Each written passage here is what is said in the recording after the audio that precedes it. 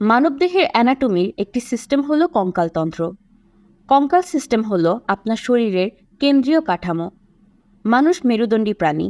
মেরুদণ্ডকে কেন্দ্র করে একটি বলিষ্ঠ ফ্রেম তৈরি করে। মানুষের কঙ্কাল সিস্টেম হাড়, তরুণাস্থি, লিগামেন্ট এবং টেন্ডন নিয়ে গঠিত, যা শরীরের ওজনের প্রায় 20% জন্য দায়ী। হাড় সংযোগকারী টিস্যু দ্বারা তৈরি। হাড়ের ক্ষমতা আছে নিজে নিজে বৃদ্ধি ও ক্ষতিপূরণ করতে পারার। মজার বিষয় হলো আপনি প্রতি 7 থেকে 10 বছর একটি নতুন কঙ্কালতন্ত্র তৈরি করতে পারেন এর ক্ষয়ক্ষতি পূরণ করে। আপনি যখন মানুষের কঙ্কালের দিকে তাকান তখন 206টি হাড় এবং 32টি দাঁত দেখতে পান, কিন্তু কাছাকাছি দেখুন আপনি আরও কাঠামো দেখতে পাবেন। লিগামেন্ট হলো ঘন এবং তন্তুযুক্ত সংযোগকারী টিস্যুর ব্যান্ড, যা জয়েন্টগুলির কার্যকারিতার চাবিকাঠি।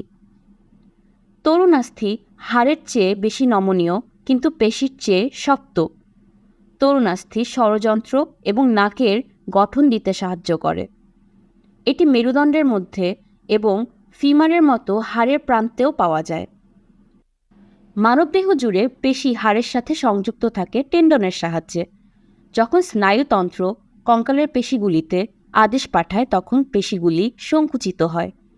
এই সংকোচন হাড়ের মধ্যে জয়েন্টগুলিতে নাড়াচাড়া তৈরি করে। পুরো বিষয়টিকে সহজ করে বললে, টেন্ডন পেশি ও হাড় সংযুক্ত করে, লিগামেন্ট হাড় ও হাড়ের সংযুক্তি করে, তরুণাস্থি একটি নরম বালিশের মতো কাজ করে যেন হাড় ও হাড়ের মধ্যে ঘষা না লাগে।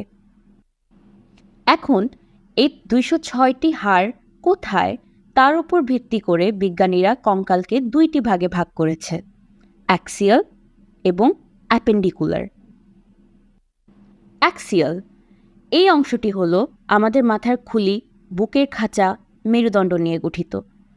এদের কাজ হলো গুরুত্বপূর্ণ অঙ্গগুলোকে রক্ষা করা এবং সাপোর্ট দেওয়া।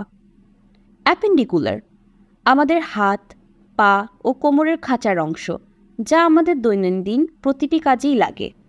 হাড়ের বৃদ্ধির কথা যখন আমরা বলছিলাম তখন একটা স্বাভাবিক প্রশ্ন আসে যে ঠিক কত বছর বয়স পর্যন্ত আমরা বৃদ্ধি পাই।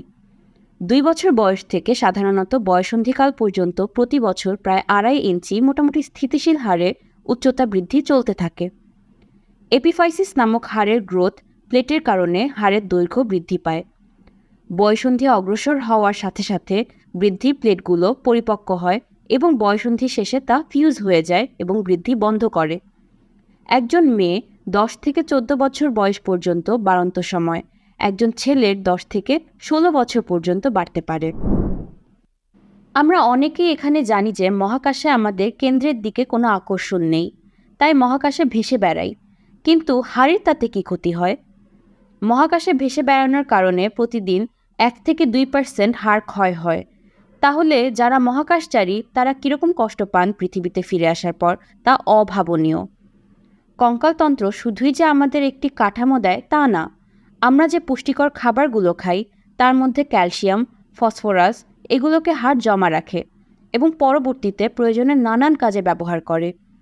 কঙ্কালতন্ত্রের এই সিরিজে আমরা জানব হাড়ের প্রকার, রোগ, সুস্থ রাখতে করণীয়।